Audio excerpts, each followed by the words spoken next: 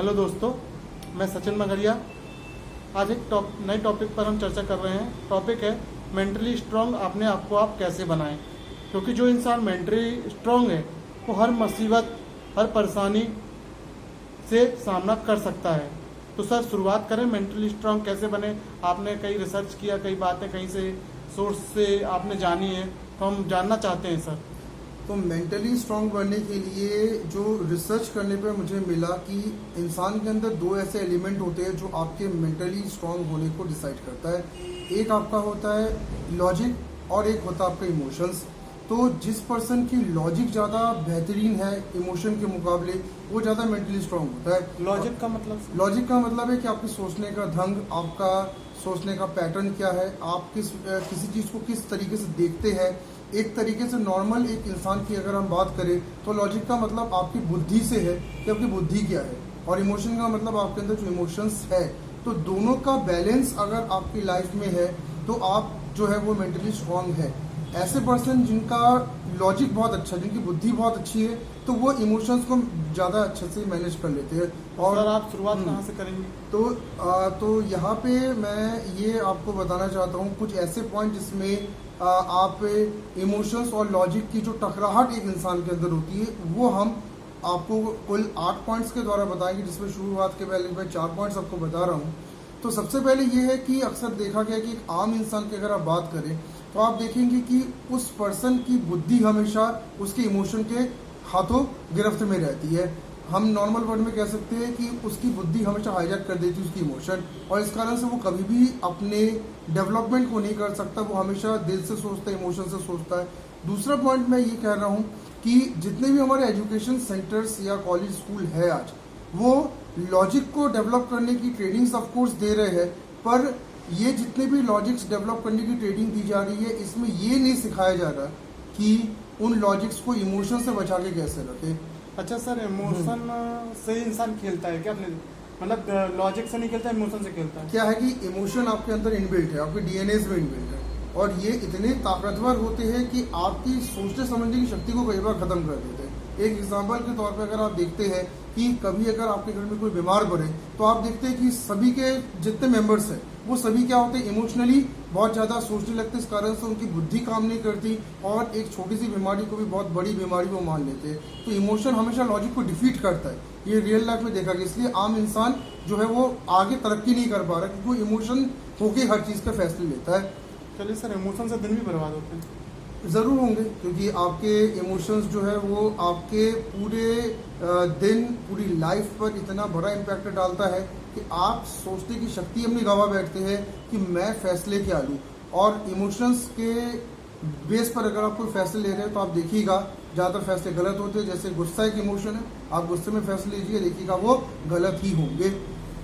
तो सर, इसके आगे भी पॉइंट समझाइए। मैं थर्ड पॉइंट आपको ये बता रहा हूँ कि आपके जितने भी इमोशंस है वो लॉजिक से को हाईजैक करके रखे हुए हैं। और चाहे कितनी भी आपने पढ़ाई की हो, चाहे कितने भी आपने बहुत एक्सपीरियंस लिया हो, जब मौका आता है फैसले लेने का तो आप अक्सर इमोशनली फैसले लेते हैं, जिस कारण से आपके बुद्धि जो है वो आपका साथ नहीं देती। और ज़्यादातर 80% फैसले गलत होने के कारण है कि आप इमोशनल हो जाते हैं, ना कि लॉजिकल। गहरे इमोशनल का मतलब ये है कि कई लोग को मैंने देखा कि कई लोग इमोशनल के चक्कर में अपनी फील्ड बदल देते हैं। हाँ, इमोशनल के चक्कर में वाद विवाद हो जाते हैं, बाद में वो पछतावा होता है। हाँ, लेकिन समय तब तक निकल चुका होता है। चौथा पॉइंट आपको ये मैं बता रहा हूँ कि हमारे जो देश की एक बहुत बड़ी दिक्कत ये है कि हमारे देश में इमोशनल मैनेजमेंट पे आज तक कोई ट्रेनिंग देने की बात नहीं करता। हम सारी की सारी हमारी शिक्षा प्रणाली केवल लॉजिक को बनाती है, लेकिन इमोशन के कारण सीधी बात है, पढ़ना सिखाती, लिखना सिखाती, उसको इस्तेमाल करना नहीं सिखाती। लेकिन उसको कंट्रोल तो करना होगा। लेकिन आपने MBBS की डिग्री कर ली, आप डॉक्टर है, लेकिन अगर आप इमोशनली अगर आप डॉक्टर है तो आप बहुत आगे नहीं बढ़ पाएंगे। तो आपके बुद्धि को इमोशन से बचाने के लिए ट्रेनिंग हमारे भारत में बहुत डाउन है। अच्छा सर, ये इमोशनल से बचाव कैसे हो सकता है? देखिए, बचाव के पहले मैं आपको 4 वर्ड ऐसे पॉइंट बता दे रहा हूँ जो इमोशनली जो है बंदे जो है वो बहुत गलती करते हैं। 5वां पॉइंट मैं आपको ये बताना चाहता हूँ कि आप को मेंटली अगर आप स्ट्रांग होना है तो आपको इमोशंस को इग्नोर तो करना पड़ेगा। तो इग्नोर करने के लिए आपको अपनी कुछ तैयारियां करनी पड़ेंगी, कैसे आप इसको इग्नोर करें। छठवां पॉइंट ये है कि आप कभी भी इमोशनल डिसीजन अगर आप लेते हैं तो आप ये देखेंगे कि इमोशनल डिसीजन लेने के बाद आप 80% की भी गलतियां इमोशनल डिसीजन में आप करते हैं तो उसके बाद आपको बड़े शर्म आती है कि मैंने उस डिसीजन को उस समय लिया क्यों। जैसे आप बहुत दुख में कोई डिसीजन ले लेते हैं, बहुत क्रोध में आप लेते हैं, या बहुत ऐसे कंडीशन में आप लेते हैं जहाँ पे आपका दिमाग काम नहीं कर रहा, तो 80% आप बाद में पछतावा होता है कि हमने ये किया क्यों। 7 पॉइंट मैं आपको ये बता रहा हूँ कि अगर आप प्रोडक्टिव ज़िंदगी में बनना चाहते हैं तो इमोशंस को मैनेज करना आपको करना होगा, क्योंकि जो बंदा आज सक्सेसफुल है उसने अपने इमोशंस को कंट्रोल किया, चाहे वो एक सक्सेसफुल एम्प्लॉय हो, एक सक्सेसफुल नेता हो, चाहे सक्सेसफुल एक्टर क्यों ना हो। तो प्रोडक्टिव बनने के लिए इमोशन आप कंट्रोल करें। और 8th पॉइंट मैं आपको ये बताना चाहता हूँ कि सारे के सारे अगर मैं प्रोग्रेस की अगर बात करूं, अगर आप ध्यान से देखें तो प्रोग्रेस के लिए लॉजिक के साथ इमोशन की ज़रूरत है, क्योंकि इमोशन आपके अंदर एक आग लगाती है कि आपको उसमें क्या होना, आगे बढ़ना है। तो इमोशन का यूज़ आप प्रोडक्टिव वे में करें, आगे बढ़ने के लिए उसको आप एक फ्यूल के रूप में यूज़ करें, ना कि आप उससे और भयभीत होकर पीछे हट जाए। तो ये कुछ सर देखा गया इमोशंस के साथ लोग खेलते भी हैं। आप चाहे न्यूज़ चैनल वालों को देख लें या विज्ञापन वालों को देख लें, कोई खबर को वो ऐसे बताते हैं कि आदमी इमोशनल हो जाता है और उसमें खो जाता है और वही चर्चाएं करने लगता है। और ये पूरा मार्केट जो डेवलप किया गया है एडवर्टाइजमेंट का, ये आपके इमोशंस को टारगेट करके डेवलप किया गया। अगर आप इमोशनली टूट जाए, अगर आप इमोशनली इंस्पायर हो जाए, तो आप बड़ी से बड़ी चीज़ें आप क्या करते हैं, ले लेते हैं। और इसी कारण से आप ये भी देखते हैं कि जितने भी एडवर्टाइजमेंट्स बनते हैं उनमें कुछ ऐसे टैगलाइंस का यूज़ किया जाता है जो सीधे सीधे आपके इमोशनल जो है मैटर को हिट करे और फिर आप इमोशनल होकर फैसले लें। यहाँ लॉजिक को हिट करने वाले एक भी एडवर्टाइजमेंट आपको नहीं मिलेंगे। कई बार इमोशनल फायदेमंद भी होता है, देखा गया था। देखिए, फायदेमंद इमोशन है, क्योंकि आपको अगर सक्सेस, बहुत बड़ी सक्सेस अगर आपको पानी है, कभी किसी को बात लग गई कि हाँ, आपने मुझे ऐसा कहा, मैं बन के दिखाऊंगा, ये भी तो एक इमोशनल है। अगर आपको सक्सेस अगर पाना है बहुत बड़ा, तो आप बुद्धि से नहीं इमोशन से आप पाते हो। लेकिन जैसे एक आप अगर स्वतंत्रता सेनानियों को आप देखें तो स्वतंत्रता सेनानियों के मन में क्योंकि ऐसे इमोशंस थे कि हमें अपने मातृभूमि के लिए कुछ करना है, तो वो एक इस कैडर से आगे बढ़े उसमें कि उन्होंने अंततः देश को स्वतंत्र करवाया। तो आपके इमोशंस जो है ये आपको मजबूर कर देते हैं कि आप कुछ बेटर करें। तो इमोशंस अगर पॉजिटिव अगर आप करें तो आप आगे बढ़ पाएंगे। अगर आपने उन इमोशंस को नेगेटिवली इफेक्ट करने के लिए छोड़ दिया है तो आपको वो इतना पीछे खींच देंगे कि आप कई साल अपने दोस्तों से, अपने रिलेटिव से पीछे हो जाएंगे। सर इमोशनल को कैसे दूर किया जा सकता है? देखिए, कुछ हैबिट मैं ऐसे आपको बता रहा हूँ जिससे आप इमोशंस को मैनेज कर सकते हैं। मेरा पहला हैबिट ये है कि आप जो है अपने खुद के बिलीफ को बढ़ाए कि मैं ये कर सकता हूँ, क्योंकि अगर आप खुद पे बिलीव करते हैं तो ऑटोमेटिकली आपकी पॉजिटिविटी, आपके इमोशंस, आपके जितने भी कैरेक्टरिस्टिक्स ईश्वर ने आपको दिए हैं वो सारी की सारी चीज़ें आपके डेवलपमेंट में साथ देती। तो खुद पर सेल्फ कॉन्फिडेंस जरूर करें। आदमी खुद पर विश्वास नहीं करता कहा जाए तो। अगर खुद पे विश्वास करे तो फिर उसके इमोशन नेगेटिव क्यों होते हैं? अगर खुद को जानने की कोशिश भी नहीं करता है, कुछ नहीं इमोशनल हो जाता है वो। एक्चुअली इंसान दुनिया को जानने की कोशिश कर रहा है, खुद को जानने की कोशिश कर नहीं रहा। अगर वो खुद को जान जाए, अगर वो खुद पॉजिटिव हो जाए, तो आप देखेंगे वो कभी नेगेटिव इमोशन से शिकार भी नहीं होगा। वो है कि आदमी ये सोचता है कि मैं दूसरों को दिखाने के लिए जी रहा हूँ। अगर वो खुद ये सोचे कि भाई मैं जो हूँ सही हूँ, खुद को सर्टिफिकेट खुद अगर दे अपने आप को, दूसरों की सर्टिफिकेट ना लेकर, तो वो वैसे ही सफल हो सकते हैं। और ये ज़रूरी भी है कि आपको स्वयं को पहले पहचानना पड़ेगा, क्योंकि इस पूरे वर्ल्ड मार्केट में जितने भी सक्सेसफुल पर्सन हैं उन्होंने पहले खुद को समझा, उसके बाद उन्होंने खुद को इम्प्लीमेंट किया वर्ल्ड मार्केट में। तो आप खुद को पहले समझें और ज़्यादातर खुद पे रिसर्च करें, दुनिया का छोड़े, क्योंकि आप अगर खुद को जानते हैं तो बहुत जल्दी तरक्की आप कर लेंगे। सर इसके आगे क्या? एक चीज़ मैं आपको ये बता रहा हूँ कि एक जो इमोशनल वीक पर्सन्स जो होते हैं उनमें आप देखेंगे कि वो पर्सन खुद की कभी केयर करता ही नहीं है। अक्सर वो बहुत लेजी टाइप के पर्सन्स होते हैं, ना साफ कपड़े पहनने हैं, ना कुछ परफ्यूम्स लगाने हैं, ना कुछ अच्छे ड्रेसेस पहनने हैं। तो इमोशनली अगर आपको प्रेजेंट वीक से बचना है तो आप खुद को अच्छा प्रेजेंट करना सीखें। अगर आप खुद को अच्छा प्रेजेंट करेंगे तो आप देखिएगा आप इमोशनली जो है वो अच्छे मजबूत होके आएंगे। इसका एक प्रमाण भी है, जिस दिन आप बहुत अच्छा कोई ड्रेस पहनते हैं, आप खुद देखते हैं कि आपके अंदर पॉजिटिव इमोशंस ज़्यादा होते हैं, तो उस समय आप ज़्यादा बेटर वर्क करते हैं। साफ सुथरा रहना, इमोशन का अच्छा होना भी जरूरी है। बहुत, हाँ, उसका बहुत इंपॉर्टेंस रहता है। तीसरा जो मैं आपको एक पॉइंट बता रहा हूँ कि आपको ये ध्यान रखना है कि लॉजिक और इमोशन की जो लड़ाई मैंने आपको बताई, तो लॉजिक और इमोशन की लड़ाई में आपको ध्यान रखना है कि आपको कहाँ पे लॉजिक से काम लेना, कहाँ पे इमोशन से काम लेना, इसका आपको बेटर परख होना बहुत ज़रूरी है।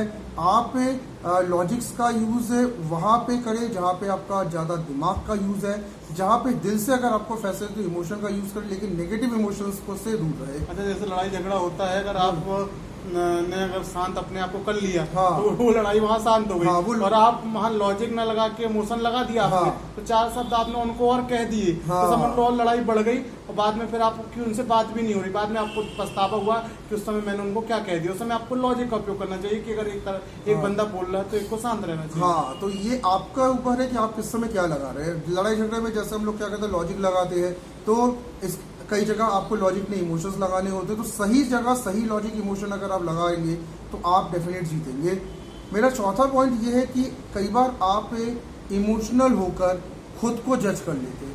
ये बहुत बड़ी गलती होती है। जैसे कोई नाकामी होती मिलती है आपको, और नाकामी मिलने के बाद आप क्या करते हैं, खुद को कहते हैं कि अरे मैं इस चीज़ को नहीं कर पाऊंगा, मेरी किस्मत में नहीं है, या मैं इस चीज़ को करने के लिए बना नहीं हूँ, शायद मैं परफेक्ट नहीं हूँ। तो ऐसे बहुत सारे इमोशनल आप क्या करते हैं, खुद ही पे अत्याचार करने लगते हैं। एक हाथ के मतलब बाद अपने आप पर अत्याचार सबसे हाँ, बड़ा अत्याचार है। हाँ, और खुद इमोशनली अत्याचार खुद ही अंदर मैं लेके ऐसा चलाते नहीं रहते कर हैं। पाऊंगा, हाँ, मेरे साथ ऐसा हो रहा है, हाँ, मतलब इमोशनल, मतलब दुनिया की छोड़ो, वो खुद अपने एक माइंड सेट हो गया कि मेरा ये हाँ, मेरे साथ गलत हो ही गई होगा। हाँ, और कईयों को देखा भी गया है कि जो लोग फिजिकली चैलेंज्ड रहते हैं या फिर दिखने में अच्छे नहीं रहते, पढ़ने में अच्छे नहीं रहते, वो अक्सर ही इमोशनली चैलेंज अच्छा सर, मैंने देखा कई लोग अपने आपस में बात करते रहे, मेरे बारे में क्या सोच रहा है। हाँ, और कहीं सोच है भी नहीं रहा तो भी दिमाग में आता है कि क्या सोच रहा है मेरे बारे में, कहीं ये मेरे को गलत ना कह दे, हाँ, कहीं मैं इंटरव्यू में फेल ना हो जाऊं। हाँ, और आपने तो ऐसे भी देखा होगा कि अगर आपने किसी को देख के हंस दिया तो कई बार वो सोचता है कि आप उसका जोक आप उड़ा रहे हो, मजाक उड़ा रहे हो। हाँ, मेरे ऊपर हंसा क्यों, हाँ, कमियां क्या है मेरे अंदर। हाँ, तो जबरदस्ती वो खुद के बारे में नेगेटिव इमोशन रखते हैं। तो ऐसे लोग तो भाई खुद ही को डिस्ट्रॉय कर रहे हैं। इसमें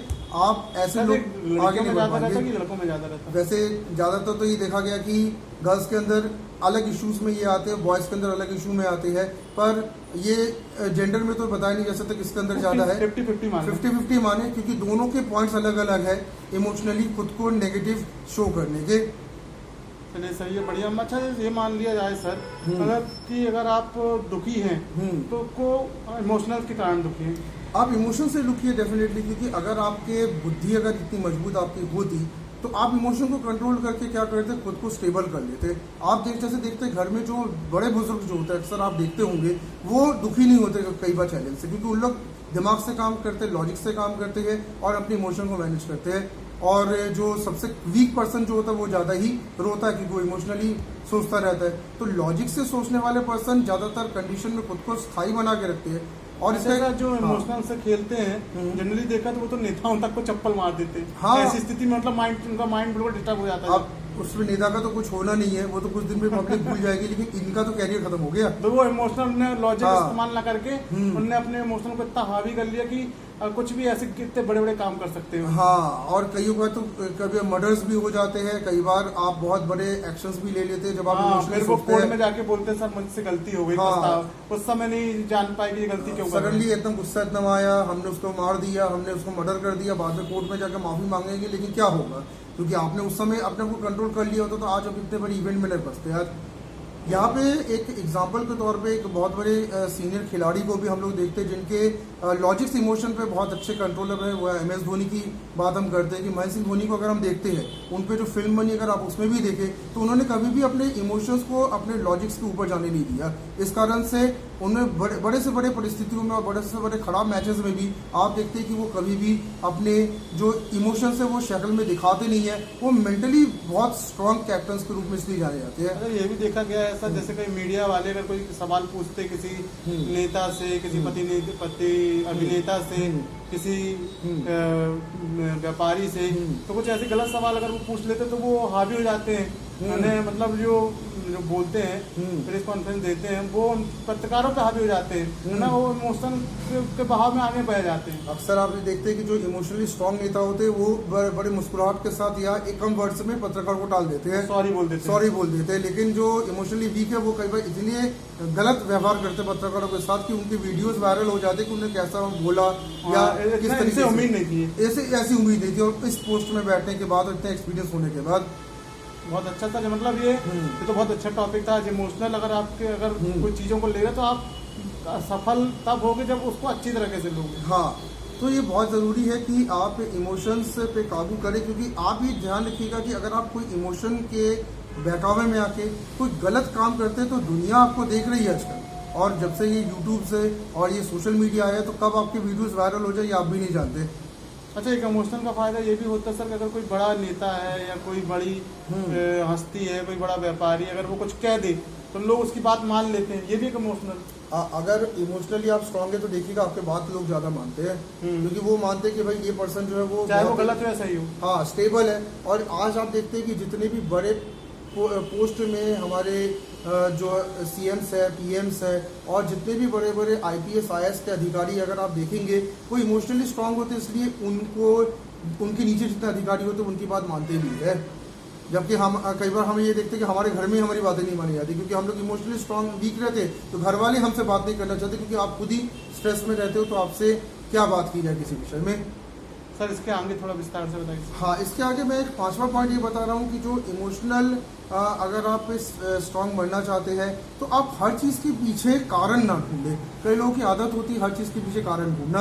अगर किसी ने आपको कुछ बोला तो आपने उसके पीछे कोई नेगेटिव कारण मान लिया, किसी ने अगर आपको अच्छे के लिए भी कोई चीज़ बोला तो आप उसमें भी नेगेटिव कारण कई बार निकाल देते हो। यानी हर चीज़ में कारण ना ढूंढे, किसी चीज़ को बिना कारण के भी चलाना जरूरी है।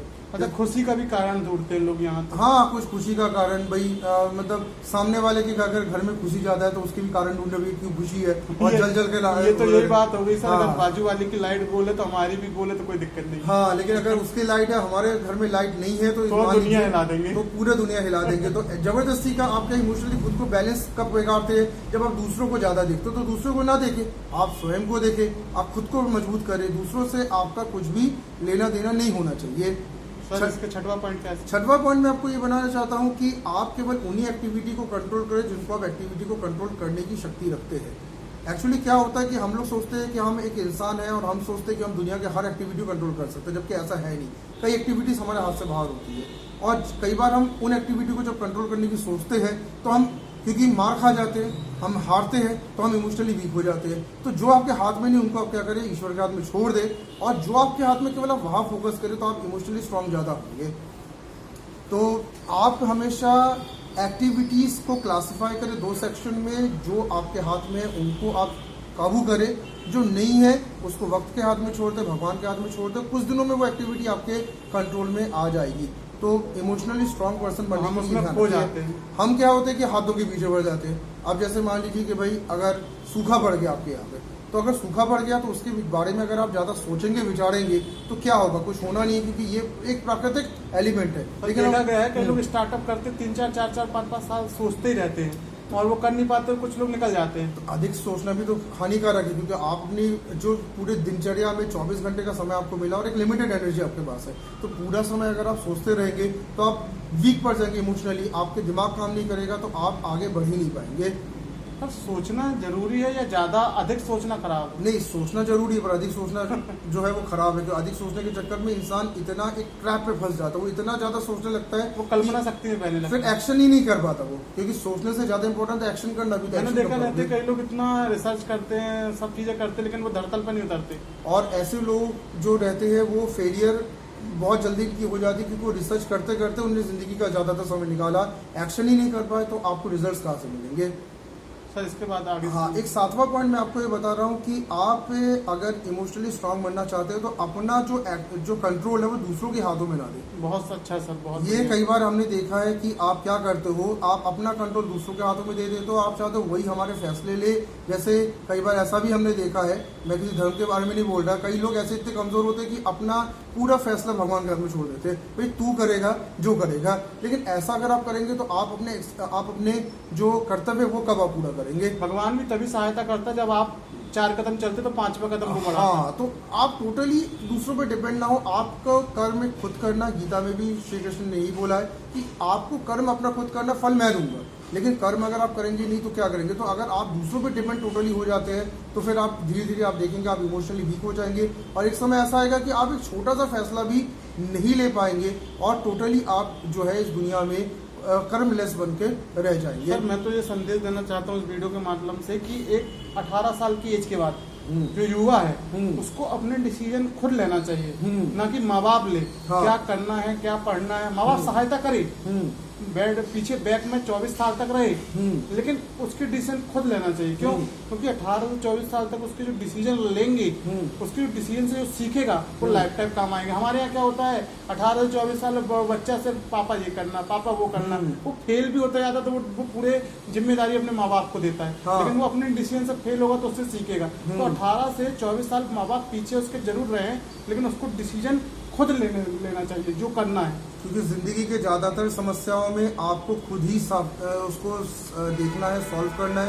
तो ये आपने बहुत अच्छा कहा कि भारत में जब होते हैं तो अपने डिसीजन खुद लेना उनको चाहिए। फेल होंगे तो ज़्यादा बेहतर सीखेंगे और लाइफ ज़्यादा बेहतर काट सकेंगे। और माँ बाप को भी कहना चाहता हूँ मैं कि उन माँ बाप जो बच्चों से ये बोलते हैं बेटा तू ये बनना, तेरे को ये बनना है, ये बनना है, नहीं, बच्चों को डिसाइड करने दीजिए कि उनके अंदर क्या करने की इच्छा है। अगर 2-4 बार वो फेल होते हैं फिर पास होते हैं तो भी कोई दिक्कत नहीं है। उनके जो मन में इच्छा उसको दबाना नहीं चाहिए, क्योंकि वो मन मर्जी से इंजीनियरिंग कर लें, MBA कर लें, लेकिन वो खुश नहीं रह पाएंगे इस चीज। क्यों? क्योंकि वो आपके कहने पे गए हैं। लेकिन जो अपना अगर वो 3 इडियट में पिक्चर है। हाँ। कि बेटा तू कम कमा लेकिन खुश रहे, फोटोग्राफर से बोलता है, तो वो बाद में ऐसी स्थिति ना हो कि समय निकल जाए फिर बाद में बोले बेटा तू जो करना चाहते वो कर। उसको शुरू से करने दे, वो कम कमाए लेकिन खुश रहे, ये ज्यादा जरूरी है। और यहाँ पे मैं एक 3 तरह के पर्सन्स जो रियल लाइफ में होते हैं उनकी भी मैं चर्चा करना चाहूँगा।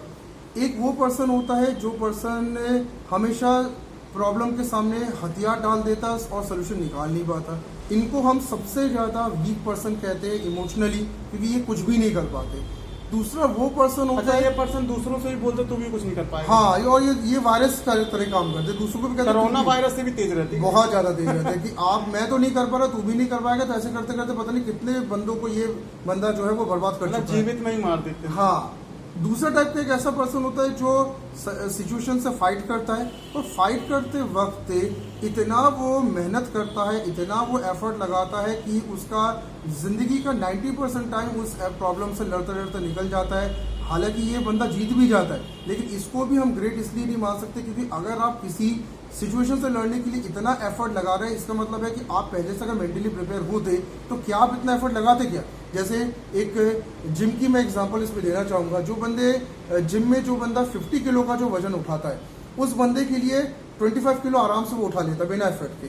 और जिस बंदे को 50 किलो का वजन नहीं उठाया, जिसने 10 किलो के वजन में अभी तक है, वो 25 किलो का वजन उठाएगा तो आप देखोगे उसको बड़ा ताकत लगाना पड़ेगा। सर मतलब पहला ये है कि लोग पहले तो जिम सोच लेते लेकिन जा नहीं पाते हैं, दूसरे जाते हैं और उठाते हैं, थोड़ा सा भार उठाते हैं, अगले